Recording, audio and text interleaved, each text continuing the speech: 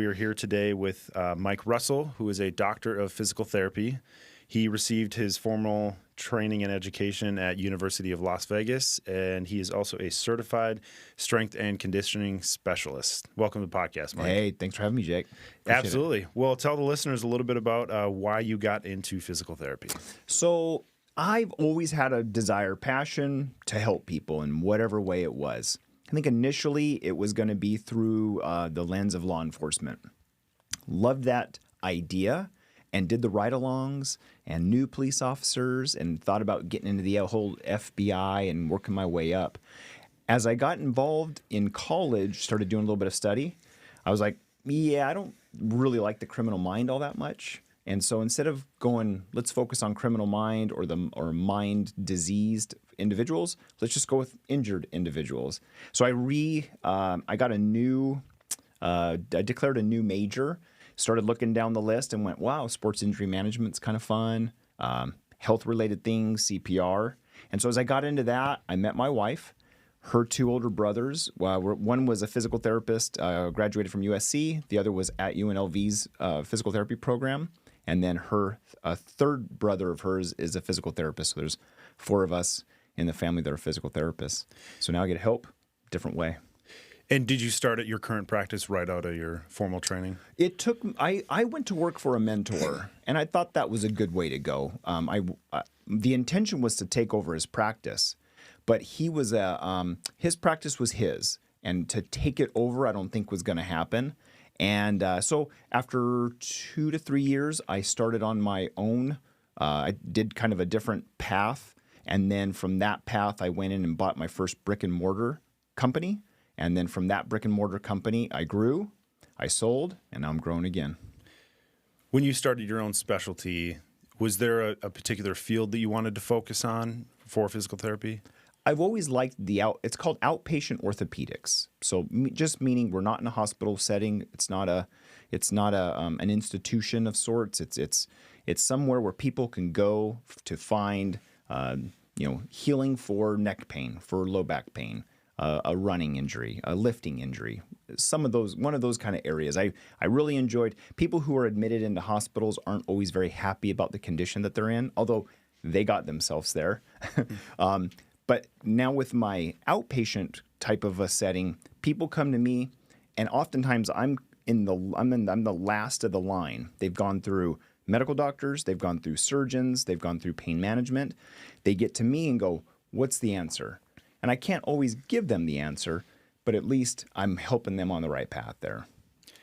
So you said that you're the last in the line. Typically. So are you also dealing with patients that are on pain management, like pharmaceuticals, while they're also trying to do PT? 100%. That sounds challenging. 100%. Absolutely. What type of limitations do those patients have while you're because the way I do it, if I'm trying to manage some sort of pain, and let's say it's a muscle injury or tendon, I try to mitigate the amount of ibuprofen or whatever I'm taking so that I can feel that pain, so I know what limitations I'm running into. So is that a good approach to take? Am I way out in left field with that? That's fantastic. And oftentimes we want to mask what we're feeling. We don't want to have, we don't want to feel it, right? Pain, we've been told pain is a bad thing. Avoid it at all costs. And in just some of our pre-recording conversation, we talked about these longevity tasks that we do, saunas and cold plunges and things of that nature. Well, that stuff innately doesn't feel very comfortable, and we put ourselves in an uncomfortable state to live longer. And so if our body's injured or our elbows hurt or our legs hurt, throwing 800 milligrams of ibuprofen down 5 days a week or 6 days a week, that's not helping the situation. You got to correct what was wrong and then go from there. Now, people that are coming in pain management, oftentimes disease, right? Something happens, a cancer, a motor vehicle accident, something traumatic or something detrimental happened to them that put them in that position where they're in need of a medication or a pharmaceutical. I'm hoping to get a reduction in use of that pharmaceutical and helping them get at least some activity level. Right, I can't take the pain from a 9 out of 10 to a 1 out of 10, but I can probably bring it down a couple levels so that they can at least go play with grandchildren, go to a game, go out with the family, go to dinner, as opposed to staying home and just thinking about the pain that they're in. We had talked a little bit beforehand about the role of a PT. How does that differentiate as the role of a chiropractor? I probably get that question more often than not. So even from family members, and I think physical therapists, if we walked outside, walked down the street and asked people, do you know what a physical therapist is? A lot of them would kind of step back and go, well, I think you help with surgery or you're in the hospitals. But if you ask somebody, hey, what does a chiropractor do? I think everybody's going to go, oh yeah, neck and back pain. That's what I treat. And that's what they've treated for a long time. And they've done a really, really good job at marketing that. From where I come from, my role is I use the body's innate ability to heal. So we're going to try to avoid pharmaceuticals, and we're going to use more quantum medicine and try to say, let's let the body do its natural healing. So it's a principle from Einstein way back in the day of using, Nikola Tesla's ideas of electricity to heal. Ben Franklin did it. It comes all the way up the chain. We can use other forms of treatment to help people reduce pain and get better and function a little bit better. What is quantum medicine? I don't think I've heard that one. Yeah, before. and it's not a new term. I have a patient who's a chemistry professor, and I was talking to her about some of the treatments that I provide to her, or that I'm able to provide, and she goes, "Oh, that sounds like quantum medicine." And I stood back and go, "Oh, I can't believe you've heard that before." So just what it means is there's a formal medicine treats disease. So if you present to a doctor, you present to a hospital with an ailment, they're going to treat the ailment and away you go. Quantum medicine says, how do we get your body to heal itself from whatever ailment it's suffering from? That's all it is. And so you're going to use forms of electricity, you're going to use other forms of natural healing, naturopathy, physical therapy, exercise. It's all those things put together. That is so refreshing to hear, because I feel like a lot of medicine nowadays is treating the symptoms, and it's, there's just constantly like different holes in the boat, and you're just plug in a hole, different medication, whatever, your blood thinner, all these 100%. different. Agreed. But to actually get down to the root cause is very, very encouraging. I feel like there is finally a shift to getting to the root causes of a lot of these issues. You mentioned electricity a couple times. Mm-hmm. Do you use that in your practice? Yeah. So we use different forms of electrical stimulation. And so there's different forms or different waveforms, and there's different intensities that you can use to stimulate muscle, to reduce pain. You can stimulate parts of your brain to release chemicals, the natural endogenous opioids that we have inside our system. So when we get hurt, our body senses an injury, inflammation goes, and then the brain goes, okay, well, let me send the pain relieving mechanism as well, so we can naturally turn that on. I mean, even acupuncturists at a time in China you could perform surgery on somebody when you hit certain spots on the body with acupuncture points or acupuncture needles, and you can stimulate an anesthetic effect. So you don't have to always go with the chemical side. Now, there is a speed and there is an effectiveness, I guess. They figured out the chemical side really, really effectively. We're not as good on the other side, and there's variables, right? Everyone's a little different. So this acupuncture point or this pressure point may not work on you as well as it does on me. So, but yes, we can stimulate muscle growth. We can, or we can not, because you can't be in a coma state, put electrical pad on someone and have them build muscles like you've got. There has to be a brain control, a volitional muscle contraction, and then you can ramp intensity on there to help facilitate more motor unit contraction. So that's kind of what happens. The muscles are there. We're not going to make more muscles. We're just going to tell the brain to recruit more muscles so that it has a stronger pulse or a stronger pull.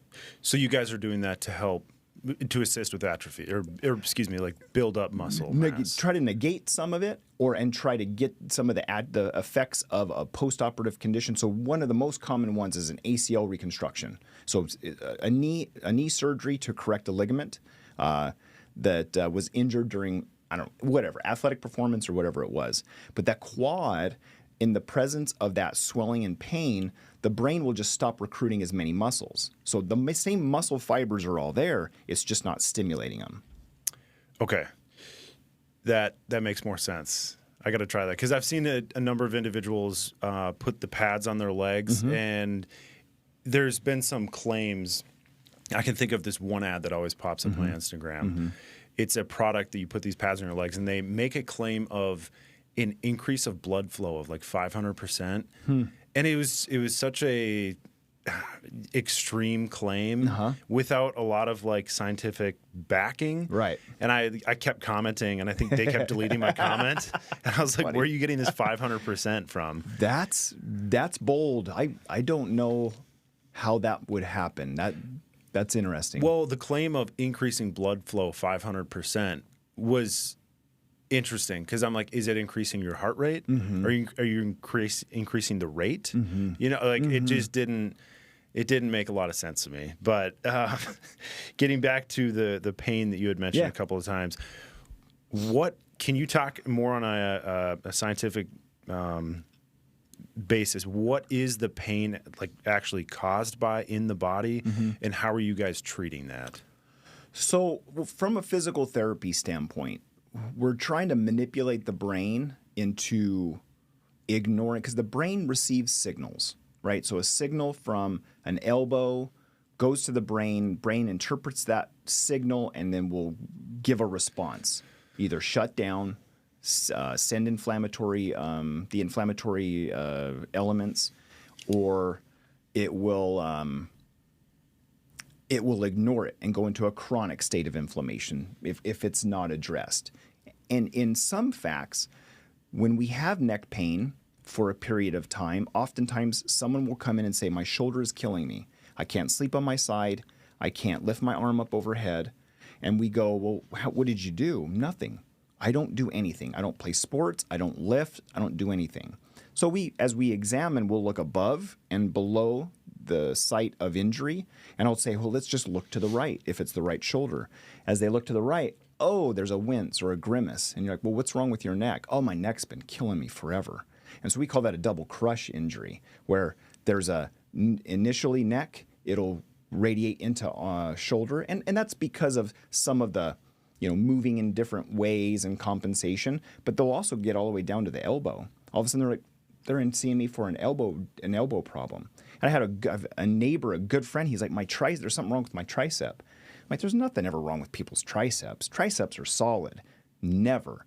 Deltoid and triceps are pretty much, you can do anything you want to them. Exercise them as much as you want.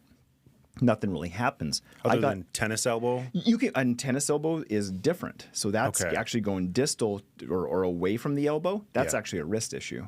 Oh, interesting. Because I've noticed when I overtrain triceps or chest, the outside of my elbows really start hurting. You might be an interesting case study. You might be the first one. I've been told that before. That's awesome. Yeah, we'll have to investigate that and see. You can develop a tendinopathy because the tricep does attach into the elbow. You may have something down the chain that may be creating some of that discomfort though. And that's what happened with my friend. He comes in. I'm like, I'm trying to replicate, and I actually had a fourth-year medical student and a second-year med student was in as part of the rotation, kind of just hanging out in physical therapy with us. I had both of them there and said, hey, let's try to replicate this guy's pain. So we were going through doing tricep kind of manual muscle testing, did some special testing in the shoulder. It was all asymptomatic. Okay, let's get into the neck. Oh, that hurts. Ow. Oh, all these pains. And then he's getting a radicular symptom from his neck into his elbow. So help me understand what's going on in the body. Because right now, let's say I don't have any pain right here, and then I turn my neck to the right. Is there like scar tissue putting pressure on a nerve? Or like what is causing that pain when I'm right here versus no pain right here? Perfect. that's what we have to find out. And that's essentially what the medical community is attempting to do. What's the pain generator? And once again, let's go back to that same thing we talked about earlier. What's the symptom? Why are we treating symptoms? So if I had this guy with an elbow pain and I said, well, wear this brace, take ibuprofen, and continue on with your life, you wouldn't get better, right? Well, we addressed your symptom. Might feel better. You might feel a little bit better, but you're going to go, man, every time I take this brace off and every time I stop taking medicine, this is what happens to me. It keeps coming back. So the same thing, we have to find the pain generator for what the problem is. And so in the spine, for example, we have joints, and then we have ligaments and tendons and other soft tissues, and then you have the disc. So the disc is the material between the bones that form our spinal column, okay? So in one of those three areas, something can potentially cause a problem. And that's assuming that there's no pathology, no anomaly in the makeup or whatever, no cancer, because there's always those types of things. Mm-hmm. But in the simple term, from a physical therapist standpoint, you have three areas. Facet, that's the joint. You have the soft tissue, so either ligament sprain or muscle injury. And then you have a disc injury. So what you demonstrated with rotating your head to the side, you said, well, why am I okay here? And what happens when I rotate to the side? Well, it could be one of all three things. If something's happening in the neck that's creating a joint problem, ow, it pinches and hurts. If you rotate opposite, oh, that pulls on my right side. Okay, well, that may be a muscle thing. If you extend or flex or add some compression, that could be a disc problem. That disc material could be pushing back into your spinal cord, creating that injury. So you asked, is it scar tissue? Well, did you damage it? Did you injure it? Is there a reason that scar tissue could potentially be there? Did you have surgery? Okay, yes, that could be there. Did you wake up one day and just go, oh, my neck, it's killing me, what happened? It could be that. And there are muscle-related, joint-related, capsule-related things that happen right there. Or it could just be, something going on at the disc area, something that's been happening over time. We worked with an Army group out at, when they were out at Boulder City, there were Black Hawk pilots. So these are guys that are all like 14 plus years in the Army flying Black Hawk helicopters, all studs. So they were coming in seeing us for neck and low back pain.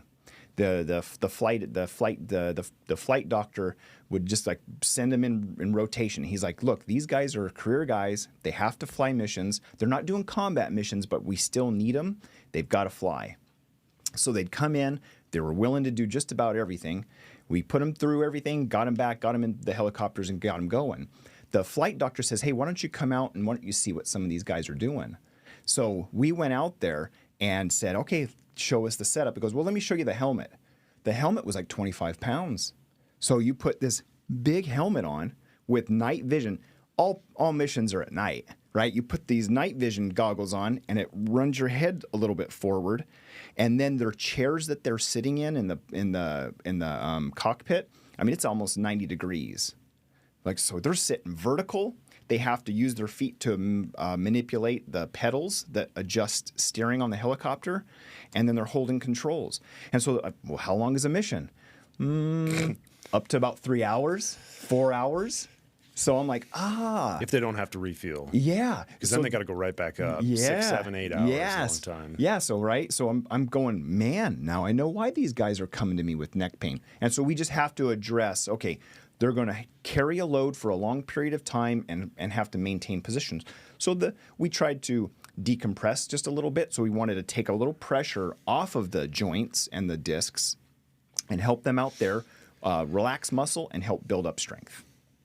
And then just to add on to all of that, I'm throwing them a bone. When you're increasing G's, all that weight that you had talked about is going to be just exponentially loaded on that spine as well. Yeah, I think you know exactly what I'm talking about, and I think that's awesome. And so I'm glad that sort of came to my mind there, and that's what we're trying to address. Yeah.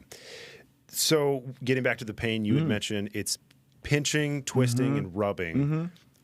mostly nerve related, as long as we're offsetting that chemical factor that you had talked about. Now, how are you guys treating that? Yeah.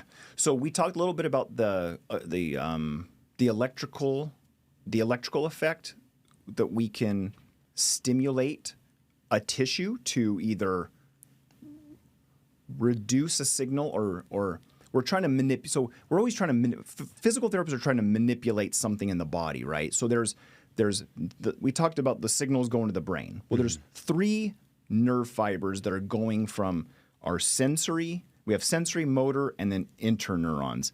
I know we're Andrew Huberman nerd stuff here, Love right? it. We're good. Okay, so we have those 3 Afferent, efferent nerves. Yeah. you knew what I'm talking about, Jake. So we have there's nerves. And so some of those nerves are really, really fast and others are a little slower, but they carry the pain, a specific pain signal to our brain, and we're trying to manipulate them. So if you hit your thumb with a hammer and you go, after you swear a couple times, you're going to grab your thumb and you're going to hold it and go, oh, or shake it. That compression is overstimulating the area, and it takes a little time for the pain to come on because I've stimulated one section of the nerves that are going to our brain saying, oh, there's just compression there, nothing happened. Then the brain goes, oh, I'm getting another signal, man, something happened there. So with the injury, a soft tissue injury is going to send the signal to the brain. Brain's going to go, oh, alert, and then inflammation. And inflammation carries the signal for pain. As long as those mediators are still in there, brain's going, still a problem, still pain. So we're trying to manipulate that. So if I hammer my thumb, I can put a cold pack on there. Ice, right? Ice is really, really good at reducing inflammation because it's going to stop blood flowing into the area. It's going to numb or reduce the sensory availability there. And brain's going to go, okay, I can't feel as much there, so there must not be something going on there. And then I can immobilize so I don't move and irritate the damaged area. So that's what physical therapy do. That's what we do as a physical therapist. So we're just going to manipulate the brain and go, look, let me change something so that you can't feel it. So either I'm going to throw a chemical signal in there, but I can also use exercise to do it as well. How does that work, right? And this is where physical therapists have to become salesmen. This is where we differ from the chiropractor. And not all chiropractors are one way or another, and not all physical therapists are one way or another. And if you lined up a good physical therapist and a good chiropractor, you probably couldn't tell the difference. You'd be like, what are you? Are you a PT or a chiro? Some chiros are very manipulative only. Some physical therapists are exercise only. They don't touch patients. You come in and they exercise you. That's great. Some chiropractors only manipulate you. So that's great as well. I'm a combination of both. So if someone comes into me and says, hey, I have shoulder pain, it hurts when I'm throwing a baseball. Well, okay, well, what do you do? Let me check the strength of your shoulder. Well, let me strengthen a specific muscle, a group of 4 muscles in there called the rotator cuff. And let me see if I can strengthen those and help the muscles that are decelerating a throw. And let me see if that helps your pain. In one session, all I can do is stimulate, exercise, and then and get that muscle to kind of respond to doing what it's supposed to do. Pain's gone. Wow, arm overhead, no problem. Oh, that throw didn't hurt as bad this time. So we're manipulating. Getting back to your thumb analogy and immediately grabbing that, you had talked about putting ice on it right away to reduce that inflammation response. What do you say to individuals who believe that the rest, ice, compression, elevation approach is antiquated? All right, so it's antiquated. It's old research that was published in the 70s, and it's not 100% applicable. And what I mean by that is, typically, ice is really, really good for the transportation of organs and severed body parts that need to be reattached to the body. For living tissue, it's not very good for. Got it. And it's damaging. Why? If I were to go out and roll my ankle right now on my way, we're going to go play basketball. I roll my ankle, I'm going to compress it, and I'm going to elevate it, and I'm going to ice it. for a very, very short period of time. But then after that, I'm going to do what's called MEAT, M-E-A-T. I'm going to move it. I'm going to exercise it. I'm going to use an analgesic, and I'm going to use some treatment. M-E-A-T. Exercise, analgesic, and T is for treatment. Okay, so my coach was right when he said walk it off. You know, and that's so funny. I think coaches they have this. They want the right person in the right spot for as long as possible. And if we think about the analogy of manipulating, if we can just, I remember Kobe Bryant did an interview, and he was talking about injuries in the NBA, and he's like, yes, and he had a ruptured Achilles tendon, and he shot his free throw shots, got helped off the court, and ended up having surgery. But he's like, I'm finishing my shots. I don't care. And he said, when we have injuries, there is an injury and a damage done. But if I was in my house and I had an Achilles rupture and my house caught fire and I needed to get my kids out, that Achilles rupture would not stop me from doing it. He goes, I would get up, I'd go get them, and I'd take them outside and take them to safety. So did your coach do the right thing? Well, I think in some cases, yeah, because you're probably all right. Just it's okay. Walk it off. Let's see how it feels. And then if there is a problem, we'll let the athletic trainer get it on the outside. I was also 13 and my house wasn't on fire. So I don't know if I had the same motive as him. Yes. So in terms of treating that pain, I do want to dig into that a little bit more. Sure. But you had mentioned braces, sleeves, and then here's a big one, KT tape. What are your thoughts on KT tape? Because I see some guys in the gym that look like they're wrapped in a cocoon, and I'm like, and it's every single day. From my understanding, it's supposed to be temporary. 100%. All those external devices, braces, sleeves, tape, orthotics in your shoes, unless there's a pathology, it should be a temporary type of thing, yeah. I use KT tape. I think it has a place. Now, what the product makers, I would imagine, are saying it does, I don't think it does. What are they claiming? There was I don't know I think it was KT tape would say that there's a way to tape a muscle to facilitate, and there's a way to tape a muscle to inhibit. So that means turn a muscle on, turn a muscle off. So if I taped somebody on their shoulder, if I went from bottom to top, that would facilitate it. It would turn it on. But if I taped top to bottom, it would shut it off and relax it. We can't manipulate the body that well. It's too smart. Okay.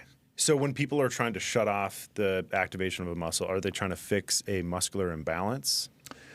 That's a good question. I don't think it's an imbalance that they're trying to fix. I think let's go back to the smash the thumb situation we talked about. So I said, if we wrapped our hand around the thumb when it was injured, the proprioceptive or the touch, the sensory nerves in there will go back and tell the brain, hey, there's something going on here, but there's a lot going on here. I can't tell what it is. So KT tape does have a proprioceptive benefit. So let's say, for example, there was swelling in your ankle, and I've got some great pictures I'll show you of an employee of mine was out hanging out with kids, rolled his ankle really bad. We got swelling down in 3 to 4 days. Got him walking. It was probably the fastest treatment on ankle injuries that I've been able to do. He did great. 2 weeks, 100%, no problems. I used KT tape. I didn't use the bleach tape or the wrapping tape or a couple of those stirrup devices or those stirrup straps and wrap them down. You're familiar with those? We didn't do any of that. We were able to do MEAT. I didn't ice him. I told him to ice that day, and then he came back into me. So then we got him doing movement. We did you're probably familiar with a voodoo floss. Are you familiar with that? No. Where you almost take like a rubber band, and you take that rubber band and wrap the joint. You wrap it, and then you move and mobilize the joint. Okay. And then you take that brace off, and you're kind of pushing the fluid out of the area there. So you go from like, if this is my foot and ankle, I'm going to wrap around the toes all the way up, do some movement to help pull some of that fluid out of the area, unwrap it, do some movement, wrap it, do it again, and you're going to try to get that joint to mobilize just a little bit. Okay. And speaking of very tight, I guess, products, what about blood flow restriction bands? What are your thoughts on those? Love it. Really? Well, our bodybuilders were doing it way back in the day, and they were just taking bands and wrapping it around their muscles. And I think one of the comments that I had heard is they liked the pump because you restrict blood flow, you manipulate the brain. Brain thinks that there's an increased load that's occurring there, and so it will send it'll send the needed elements there to repair and rebuild. So let's go back to our ACL person again. So I work really, really closely with an orthopedic surgeon in town. He does a ton of ACL reconstructions, and that's one of his protocols.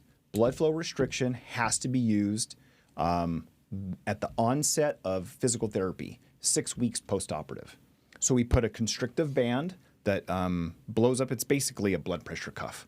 You put that blood pressure cuff around the proximal thigh, way up high. We inflate it to where there is a reduction in flow, and you can take a Doppler and you can kind of get real scientific about it. As long as you get a good restriction, there'll be a little purple of the extremity, just a little bit, but then you can manipulate them and go, hey, just do a leg lift for me 30 times, and they feel like they're lifting the world. So it is a great manipulative device. So then remember how that quad will atrophy, right? Well, we've just now manipulated the brain to think it's taking a load and really working hard. So the brain will say, we have to recruit more motor units. Let's go in there, let's get them turned on, and then the atrophy will go away faster than not using it. And that's what they've deemed in the research. So it sounds like these can be used by individuals of all ages, but even more applicable for, I would say, aging population who do have knee and joint and back issues. And you know what would be fun? We're using it a lot in athletics because speed to get these folks back to, just like your coach wanted you to walk it off and get back in, right? Well, the coaches, same thing. They want their athletes back as fast as possible. So we're trying to get them back quick. But what's interesting, in the aging population, wouldn't that be a great idea to put a blood flow restriction cuff on somebody and have them only lift a 2-pound weight rather than a 15 and say, hey, we'll get the same benefit without all the load on the joint. The only thing we've got to be careful for is make sure there's no blood flow issues with the patient. Make sure there's no history of blood clots. Are they on blood thinners? We don't want to damage vessels. So there is a little bit of caution that we use, and I think that's why we tend to put it on the younger folks, the athletic population, because they tend to not have those comorbidities or a blood clotting issue, and so we just go, no, we're not going to do that. I mean, it sounds like a golden ticket in terms of reaching muscle failure with minimizing the load that you're using during resistance training. 100%. Now, I haven't looked deep enough into the research, so like if we took you into the gym and said, well, you want your squat to go up, you want to lift X number to another number, you want to go up on that squat, but the load's too much. Your back's killing you, knees have been hurting, you just haven't been able to get the volume, because it's a race of volume, right? You're going to say, I want to have a 1,000-pound squat. Well, a lot of factors come into play there. Not only does your body have to handle the load, but you have to be able to drop and come up through it. So if you're going, I usually squat 500 pounds, but I want to get to 1,000 pounds. Well, there's a period of time to get there. So perhaps blood flow restriction, you can say, I'm going to have a down week and I'm going to use blood flow restriction and only lift 250 pounds and trick my body into thinking, hey, you just lifted 750 pounds and get the same type of effect on there. So that's a potential, but could you run into issues with tendons because you're essentially training your muscles to be able to handle that load, but not your joints and tendons? Yeah, 100%. I think that's why there's still a volume issue. You'd still have to put that weight on. You made the time to get to the 1,000 pounds is still that time, but you're just maybe giving yourself the necessary rest without losing a strength week or a week with which your intention was to increase, but you couldn't because of tendon issues, muscle issues, back issues, or something of that nature. Okay, so we are a fan of BFRs then. I think there is a place for it, 100%. And I'll kind of, just to think about the running population or people with foot pain, you have super small muscles in your foot, and we can't train our muscles in our foot. You can't lift weights, essentially, but you can put blood flow restriction on a limb and do all those really very, very easy toe crunchy kind of exercises, and you will get a stimulation of the muscles that are the 4 layers of muscles that are in our foot, and you could potentially get an increase in strength to help increase the structure of your foot so you can handle whatever load you're trying to put on it. Okay. And then last question on those. You do want to find, I'm assuming, a higher end blood flow restriction band so that you're not essentially tourniqueting your limbs, I'm assuming. You do want to be careful, yes. And there are some good ones out there. There are, like I said, if you're a healthy person, like they used to do it, and they used to take the stretchy rubber tubes and just wrap their arms up in it. Now, we're a little better than that these days. But I think they were also using juice too, so they're just trying to find a vein. Probably. And that could be it too. Yes, you're right. Yeah. No, I agree with you. There are some great cuffs that are out there that you can inflate to a specific millimeters of mercury, so you know exactly what you're getting to. And like I said, there's even little Dopplers. Dopplers can see what kind of flow is running through arteries, and you can hear. And so if that goes down, you're like, okay, I've gotten what I've got, but there is a little bit of some flow coming through, so we're healthy. We're not going to necrotize that tissue. I think that's another $350 that's going to disappear now that I know that they are beneficial. I think they are beneficial, and that's a pretty good number for what they're going to cost. They're not going to be crazy. You don't need all this crazy equipment. You just need to get a good cuff that seals right, that'll fit your body, right? Not too small, not overly too big, and it should work well for you. Yeah, I think what I did before is I bought these like $30 ones off of Amazon. Yeah. And I cranked it. Yep. And I've practiced enough with tourniquets where I'm like, we're not quite there. I think I can still, and then you can do the capillary refill test and be like, we're good enough. Yep. Like right in that window. Yep. Getting back to the thumb, this is going to be a big one. Inflammation. You had talked about you do want like a short bit of inflammation. Can you talk to short versus long-term inflammation, which one you want and why it's good and why it's bad? I think if we went all the way back to the beginning of our discussion and we talked about people coming into me on medicine, painkillers for whatever condition they have and how difficult that is, I would consider that individual to have or to be suffering chronic inflammation. So there's a chronic problem and his body is not resolving the problem, his or her body. So yeah, acute inflammation is beneficial. 1, it tells us we're hurt. 2, it repairs an area, right? It provides the necessary elements to break down whatever was injured, and then the blood will carry the elements that will help build it back up. So inflammation is necessary. Now, when we go for a long run and we do a heavy lift, do you want to curb that flow, that inflamed state that you're in? Not necessarily, right? So let's say you go in and say, we talked a little bit about the saunas and cold plunges. So if you did a long, nice, hard, heavy workout, felt good, pumped hard, and you're like, cold plunge, well, you just curbed, and there is research showing this, and this is one of the deleterious effects of the cold plunge. The bodybuilders are going, stay out of them, because you're going to stop the growth process. Stay out of them post-exercise. Post-exercise. Yeah, stay out of them post-exercise because, you're curbing that everything. Anabolic response. Yeah, you're curbing just what you just told the body to do. So same thing on an endurance runner. If someone goes out for a nice long run, I don't want to curb. So they used to say, get in the cold bath, get in the ice bath, calm that all down. Calm what down? You just ran 28 miles or whatever you did, 4-hour run. Let your body calm it down. Teach your body how to control the inflammation and then use it to build. You don't need to go sit in a sauna. You don't need to put hot wraps around you. But let the blood flow. Let inflammation run and let your body take care of it. So what about shin splints? Because I've seen a lot of runners with like bags of ice and then saran wrap around. Yeah. Are you a fan of that? No, because it's a training issue. Because once again, you're stopping the body from doing it's almost like telling your kid to like, hey, stop doing that, and then you go do it, right? And the kid's looking at you like, what'd you just told me not to do that. Why are you doing that? So you go train, and then you shunt whatever you're trying to build, right? So a shin splint's difficult too. There's two kinds. You have your shin bone, you have medial tibial stress syndrome, MTSS. That's the inside part of your shin, tends to happen to runners quite a bit. Then you have the outside or the lateral side of your shin, and that's your anterior tibialis. So the anterior tib can get injured or irritated through training as well.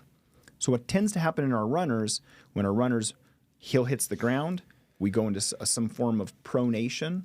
They resupinate and toe off and run. In that pronation phase, the posterior tibialis tendon is getting elongated repetitively. And that tendon comes up, turns into muscle, and attaches on the medial or inside part of our shin.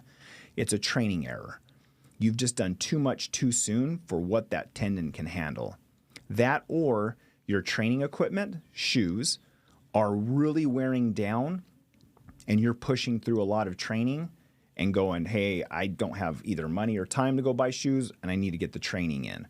So there's where the issue comes into play. And I know in our military, there's been copious amounts of research on those folks because they go from doing nothing to a boot camp, and they all are breaking their shins, and they're just beating themselves down. So they come in with the shoes you run in. Let's start there. Then they'll transform them or put them into a boot that they feel is good. But you got to take time to work from that good running shoe into that boot, and then out, and then you can start doing your normal training type of stuff.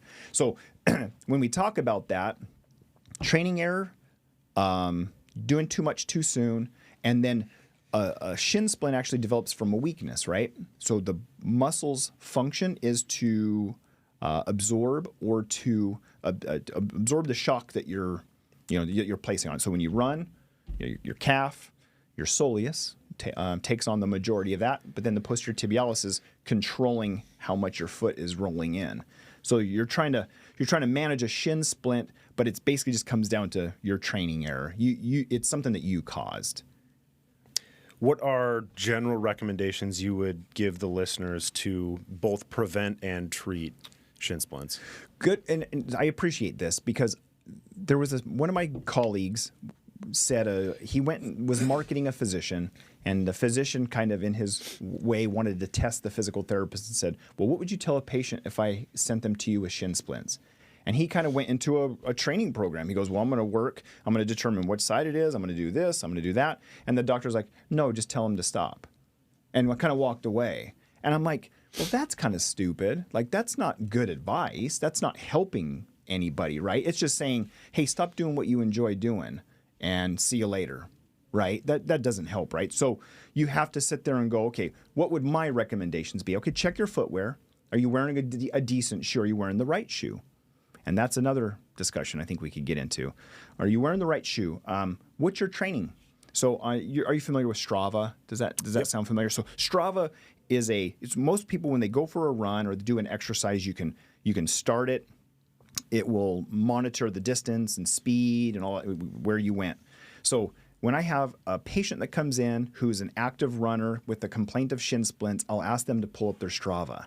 So in their Strava, I'll see a 3-mile run on Monday. I'll see a 2-mile run on Wednesday, maybe a 5-mile on Friday. And then on Sunday, they got a 35-mile run. And I'm going, is that normal? And so then I'll look at their month and go, oh, there's no 35-mile runs in there. When did that happen and why? Well, I needed to do X, Y, and Z. Okay, so that spike just caused that issue. You can't do that anymore. So what's my recommendation? 10% increase in mileage per week. So if I'm starting to run couch to 5K, couch to a 3-mile run, so you're going to start walking.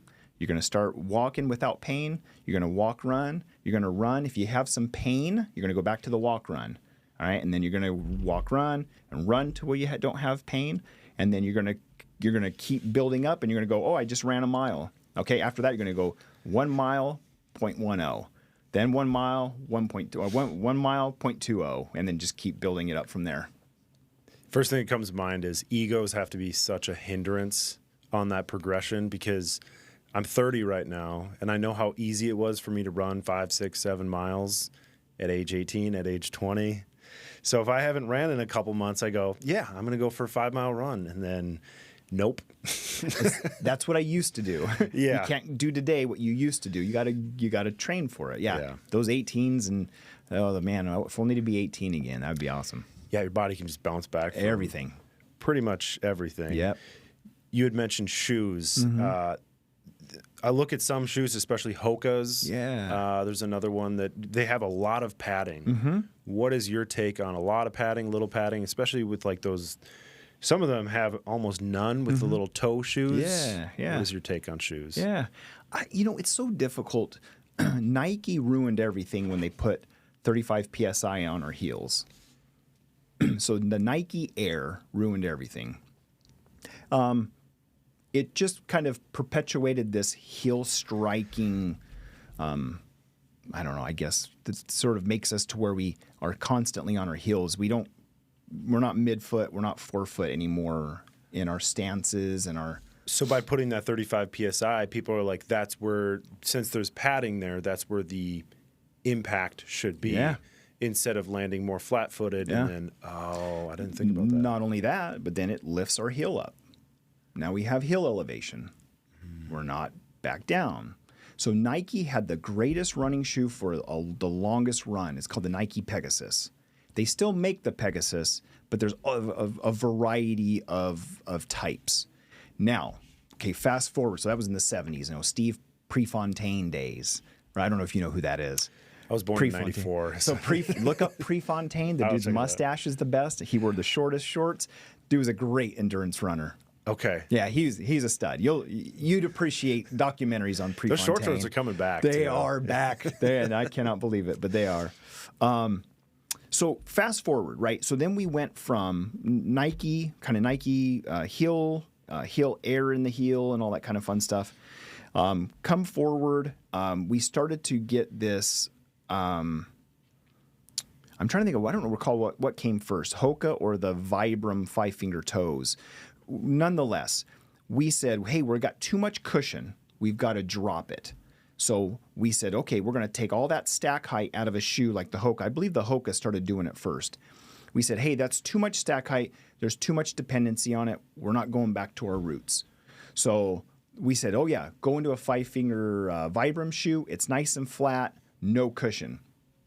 People started to develop stress fractures in their metatarsals, and Vibram got a lawsuit and said, you cannot claim what you are claiming, because they claimed you can just jump in the shoe and do anything you want in it. And you could not. You fractured your foot. So you don't see the Vibram 5-finger shoes aren't quite as popular anymore, but there still is a minimal desire to, hey, work your way down from this high stack height into a different type of shoe where you're filling the ground a little bit more. So we got two sides: big stack height. New Balance is doing it. The plus something or another. Seen Brooks with them. Brooks is going up in height. Asics are coming up. I mean, everyone's creating that, and not that it's always a bad thing. It just depends. And a professor of mine who still is very active at UNLV, he's a biomechanics professor.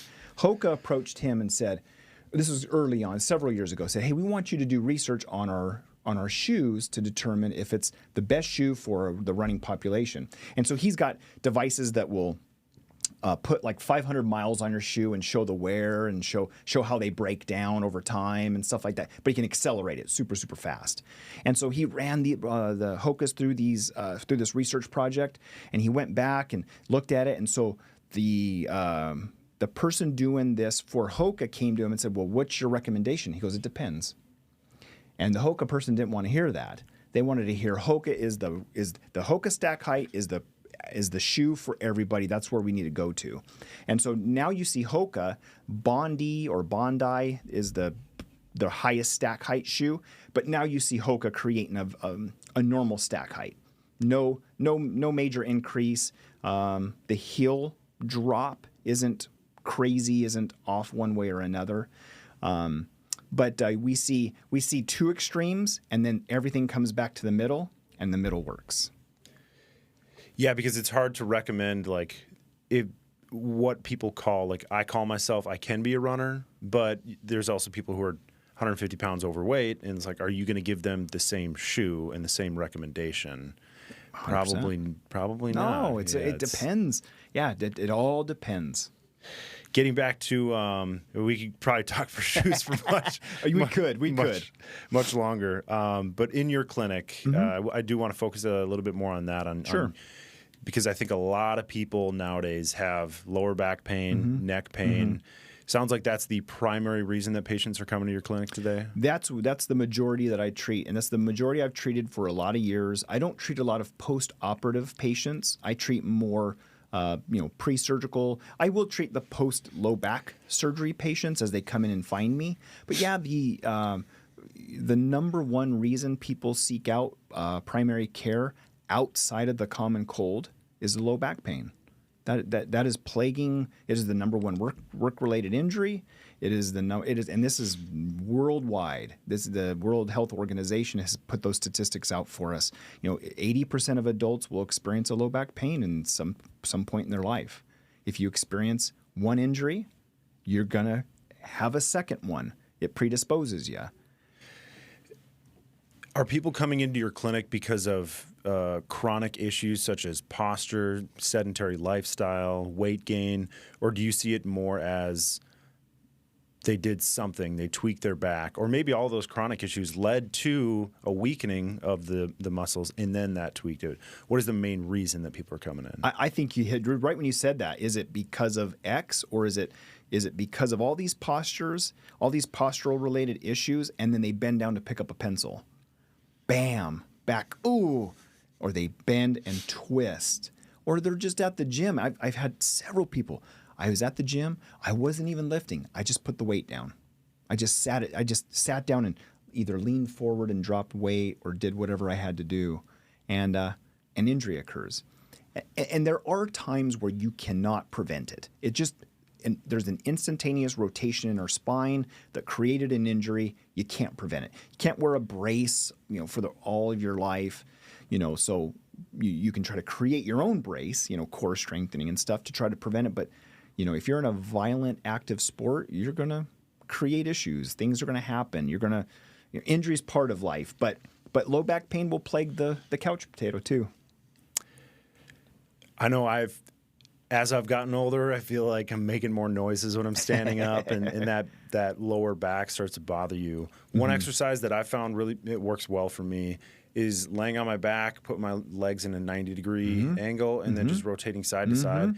If I'm consistent with something like that, and then maybe just like hip mobility, never really have any lower back pain. What are basic movements that you do recommend for people with low back pain? So you described laying on your back, bringing your knees up, and kind of motioning side to side. So you're getting a couple things. You're going to get core engagement. You're kind of getting some hip flexors to engage as well, but then you're trying to get a movement, right? You're trying to get some movement out of your spine out of that. Great. That's fantastic. I would just work all four sides. Right? Well, we've actually got 6 sides. Our core is a front, a back, a top, and a bottom. And then if you want to put the sides into it for like an external abdominal oblique or even a transverse abdominis as part of all the core stuff that happens there, I would just work the rest of it, right? So go quadruped, hands and knees, and work extensors that way. I would do side planks to work the side part of your hips. Just what you described, the laying on the back. You can go into the dead bug exercise, which is easy to look up and to see. And then you can go into, like you said, the mobility work. I think Stu McGill, he's a Canadian biomechanist. He did a lot of work on that. There's 3 exercises that he uses called the McGill Big 3: the dead bug, bird dog, and then a kind of a lunge. You're in a tall kneeling, well, half kneeling, so one leg's back like you just did a lunge, and you're doing a stretch exercise to try to open up the front part of your hips. Okay, I've seen So that. I mean, and he's granted, those 3 exercises aren't going to dominate everything, and you're going to be fine if you just do those. But they're good places to start. So what you described is a great start. I would just add the front plank, the bird dog, a side plank, and some mobility work, top and bottom, breathing. Go through some breathing work. Do some pelvic floor work to try to hit all different sides of the lumbar spine there. What about other everyday activities? If let's say we nail the exercise and the PT, what are things that people can do on a daily basis to help prevent that lower back pain? Walk. Go for a walk. Why? It's just everything. That's the everything. Running's going to cause an injury. Jumping's going to cause an injury. If you walk up to, and people, there's this goal of 10,000 steps that a lot of people put themselves into. Walking beyond that, there's a diminishing return of positivity. Then you're going to start getting into breakdown. If you're walking between 5,000 and 8,000 steps a day, if you can get that into your routine, that's a great place to be. Now, granted, you probably have other goals, and I have other goals just beyond walking. But if you just said, I did all these other things, what would be another good thing to do? Walking. And they sell those walking pads now. Costco's got them. You can slip them under desks and walk at 1.2 miles an hour while you're typing emails. So the ones you actually have to walk on versus the one that, have you seen where people just swing their feet? Yeah. No, you're not going to do that. No, you're not going to. Or like the little bicycle thing underneath the desk. Nah, you got to be vertical. Yeah, you got to put the weight through. I feel like that's predatory advertising on a very specific population. It is. I know, and it constantly is, and we just, it, and I know it. And the reason that they're there is because there is a market for it. You're trying to say, hey, let's go to this group and say, hey, it's easy as this. This is all you have to do, and that's not true. Is it better than nothing? I guess so. I guess if you said, pedal this as long as you're doing it yourself and it's not moving for you, as long as you're pushing it, but you got to have it's got to be able to have resistance. Yeah. So if you're just pedaling air, there's zero benefit to it. You have to have resistance because it'll facilitate activation of the muscle and will increase your heart rate just a little bit. So you have to have something like that. Okay. What do you enjoy most on a daily basis being a physical therapist? So I like human interaction, man. It's if I went into one of these game shows where you isolate you in the middle of nowhere, I'd be done in 3 hours. I love human to human contact. I use my hands in physical therapy. Some physical therapists don't. I think it's a great way to create a therapeutic alliance between me and the person that I'm trying to help. It helps me feel what they're feeling. If I say, hey, what is this right here? Oh, that hurts, and that's been hurting me. Okay, well, let's address it. And I can address it in a variety of ways. But it at least helps me feel what they're complaining about, and then I can prescribe whatever I feel is going to be beneficial to them. But I like hands-on care. I think there's a benefit to it. I will forever do it. Exercise is huge and is necessary, but I think hands-on care is great. Is it ever discouraging? Because I feel that a lot of people don't always follow through on their PT recommendations. All the time. And you don't take it personal. You can't fix everybody. You can help everybody to a certain extent, but it just, you don't take anything personal. You just sit there and go, hey, I'll give you all I can. And I've given people all I can, and they have admitted, hey, I don't think it's working, and I'm okay with it. And I'll help you move on to the next place or to the next practitioner that might be able to help you. And I'm more than happy to do that as well. Yeah, it has to be rewarding, especially nowadays, to get people off of those painkillers and empower them with the knowledge and regimen to treat themselves. And like you said earlier in the podcast, let the body treat itself. It can do it. It takes a little time and it takes effort. That's the hard part. So like I said, we have to be salesmen of what we're trying to do and say, this is going to take a little time, but you will be able to reduce that pain medication. And we almost have to remind them, hey, why don't you stop that this weekend, you're going to have a little bit of a withdrawal because you're on a narcotic, but why don't you just maybe trim it back in half and let's see how you feel. And they come back and they're like sweating and like, oh my gosh, I don't know if I can do this. I'm like, look, that is the medication hurting you. That's your body wants it, not you need it. And so once they're off of it, they're like, life is great. They don't feel that pain anymore. Their body's not craving a pharmaceutical to say, hey, let's create this problem so that we get that. So yeah, that's the best thing ever, best feeling ever. Yeah, your body's going through withdrawals. It's not a pain response to any muscle issue. And even just on that note too, even telling people that are injured and doing an exercise and saying, they're like, oh, it hurts. Well, don't worry. It's not causing damage. It's the muscle's growth, right? Remember we avoid pain. We don't ever want to be in the cold plunge, but when we get in there and do it, we feel fantastic. And so same thing with a muscle. Hey, we got to get that muscle stronger. Once that muscle's stronger, that pain will go away. That pain will drop down. Getting back to what my coach used to say is, are you hurt or injured? That's my favorite. Yeah. I love it. That's my and that is 100%. Are you hurt? Are you injured, right? Is this an injury that's going to require a repair, right? Okay, no, let's go. Let's get you moving. Go back to meat. Let's have meat, not rice.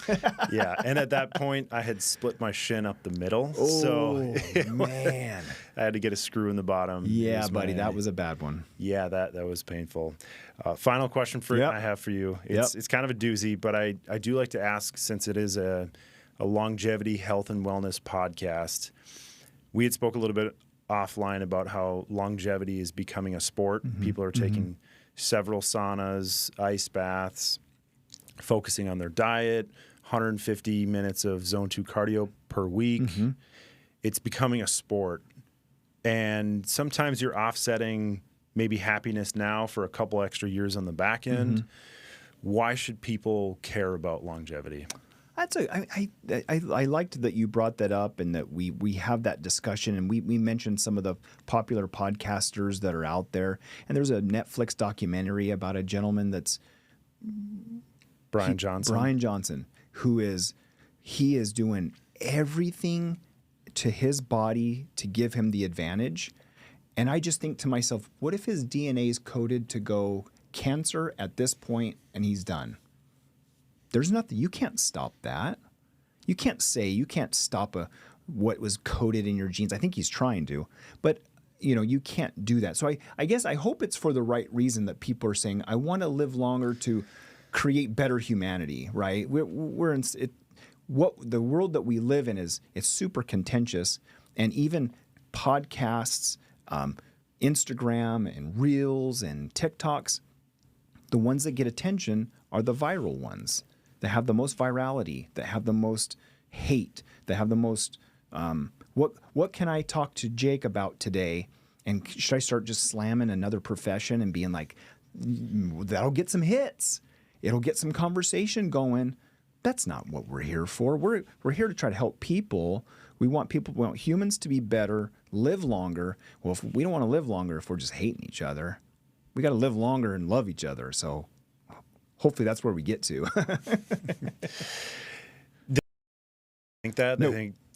They want you to think that we are the most divided that we've ever been. Yep.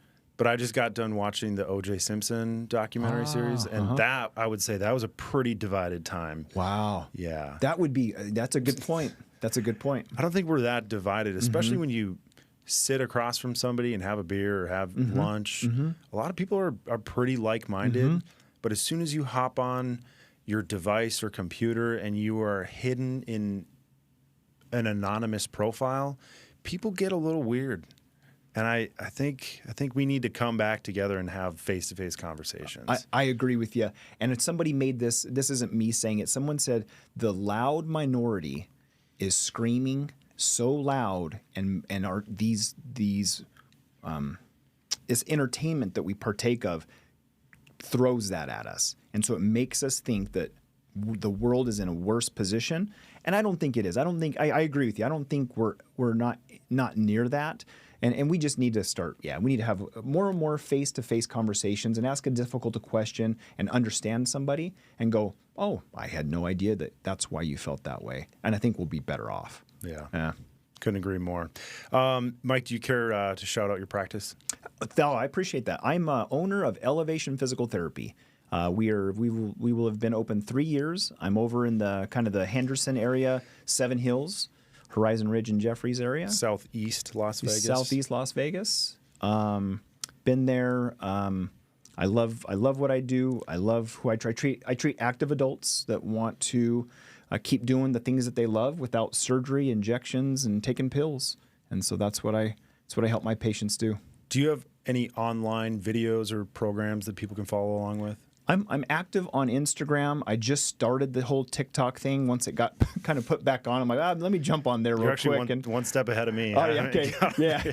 I jumped on the TikTok. So I have Facebook, Instagram, and then TikTok. And my handle's Mike the PT. My company, Elevation Physical Therapy, is all on there as well. And I put as much out there that would help somebody as I possibly can. And when they just can't quite get there, they come see me. We get them on the right path, and then they tend to get better. Awesome. Well, it was great chatting with you. Thanks for coming on, I Mike. sure appreciate this. Thanks, Jake. Take care.